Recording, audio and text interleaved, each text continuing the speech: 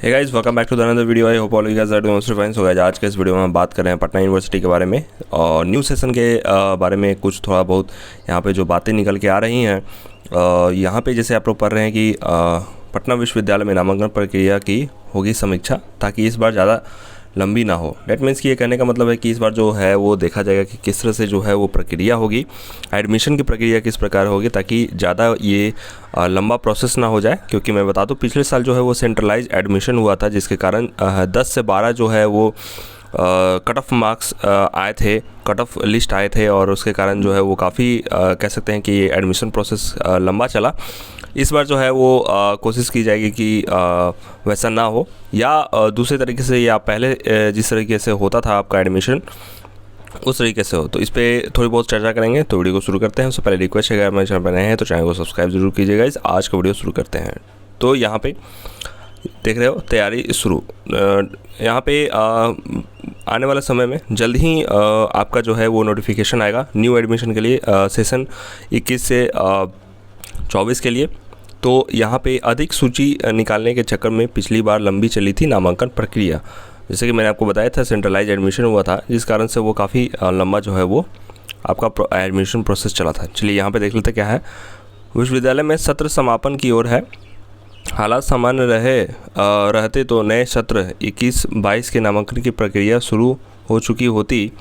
पटना विश्वविद्यालय वर्ष में 2012 में स्नातक के नामांकन प्रक्रिया में प्रवेश परीक्षा को जोड़ा गया और उसके बाद हर साल अप्रैल के पहले या दूसरे हफ्ते से बीच आवेदन की प्रक्रिया शुरू हो रही थी। जैसे कि कहा जा रहा है कि पहले 2012 के बाद जो है वो आपका कह सकते हैं एंट्रेंस वगैरह की शुरुआत हुई और हर साल जो है वो अप्रैल के फर्स्ट या सेकेंड वीक तक जो है वो आपका नोटिफिकेशन आता था फॉर्म भरने के लिए। और 2020 में भी जो था उसमें जो देरी हुई थी, फिर भी 30 अप्रैल से आवेदन की प्रक्रिया शुरू हो गई थी। इस बार आवेदन की प्रक्रिया थोड़ी और देर संभव है। ऑफ कोर्स थोड़ा सा लेट तो होगा ही, क्योंकि पिछले साल का भी जो है वो सेशन थोड़ा लेट चल रहा है और इसमें जो है वो थोड़ा बहुत आपको लेट तो देखने को मिलेगा ही, क्योंकि कोरोना एक बार फिर से चरम पर है और पटना विश्वविद्यालय प्रशासन अपनी नामांकन प्रक्रिया की समीक्षा भी करेगा। सत्र 20 से 21 में चली नामांकन प्रक्रिया बदलाव हुए थे और उसका नतीजा ये राहत है कि लंबी खींच गई। मतलब कि जो सेंट्रलाइज एडमिशन के कारण काफ़ी जो है वो आपका लंबा चला था एडमिशन प्रोसेस। इस बार प्रक्रिया को सीमित रखने के लिए तैयारी है। विश्वविद्यालय में सत्र 19-20 में नामांकन 1 तक सिर्फ 3 मेरिट लिस्ट का प्रकाशन हुआ था। इस सत्र में प्रवेश परीक्षा के बाद नामांकन प्रक्रिया कॉलेज में के जिम्मे थी। डेट मीन्स कि पिछले साल नामांकन प्रक्रिया की केंद्रीयकृत यानी कि सेंट्रलाइज काउंसलिंग का प्रावधान किया गया था। तो यहाँ पे क्या बताया जा रहा है कि सेशन 19-20 में क्या हुआ था कि जो रिज़ल्ट वगैरह आता था उसके बाद जो क्या होता था कि कॉलेजेस जो है वो अपना कट ऑफ वगैरह निकालती थी, मेरिट लिस्ट निकालती थी और इसके कारण ये होता था कि 3 से 4 ज़्यादा से ज़्यादा कह सकते हैं 4 मेरिट लिस्ट में जो है वो आपका एडमिशन प्रोसेस कंप्लीट हो जाता था।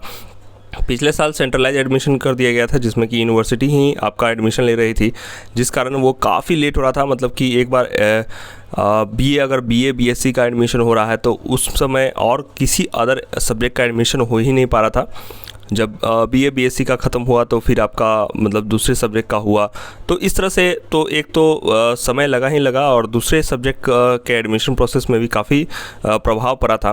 तो मैं ये आशा करता हूँ कि इस साल ऐसा कुछ ना हो। जिस तरह से पहले हुआ करता था, जैसे कि सेशन 19-20 में आपका जो है वो कॉलेजेस जो है वो अपना मेरिट लिस्ट निकालती थी और उसके आधार पे जो है वो एडमिशन प्रक्रिया होती थी। तो ऐसा हो तो काफ़ी अच्छा होगा। सेंट्रलाइज एडमिशन में काफ़ी लंबी चली थी, तो वैसा ना हो तो बिल्कुल ठीक होगा, क्योंकि स्टूडेंट भी थे तो काफ़ी परेशान हो चुके थे पिछले साल की जिनका भी एडमिशन के लिए कॉल नहीं आ रहा था या सिर्फ बीए बीएससी का हो रहा था। तो अदर सब्जेक्ट वाले जैसे BA in computer application, BSc in computer application या अदर सब्जेक्ट के भी काफ़ी सारे दोस्त जो काफ़ी परेशान हो रहे थे।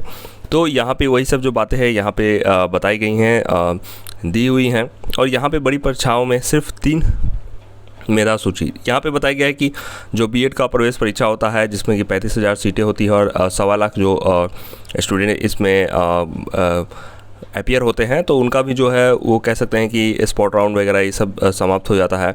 और इसको जो है वो पटना विश्वविद्यालय कह सकते हैं कि फॉलो कर सकता है।